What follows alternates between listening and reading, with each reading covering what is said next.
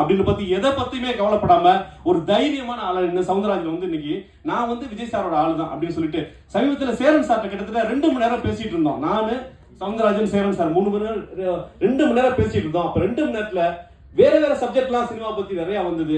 பெரும்பாலும் விஜய் சாருடைய அந்த நேசிப்பு, அந்த அவர் வச்சிருந்த நேசிப்பு, சவுந்தரராஜன் வச்சிருந்த நேசிப்பு வந்து இன்னமும் அப்படியே கண்டுபிடிச்சு ரொம்ப சந்தோஷமா இருக்குது.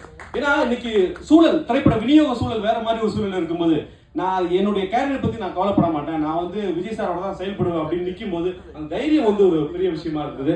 மாஸ்டர் உங்களை வணங்குறேன் மாஸ்டர். இன்னைக்கு வந்து நம்ம துறையில இருந்து ஒருத்தர் இன்னைக்கு வந்து சினிமாவில் வந்து இன்னைக்கு வந்து தன்னோட உயிரை பறி கொடுத்துருக்காரு.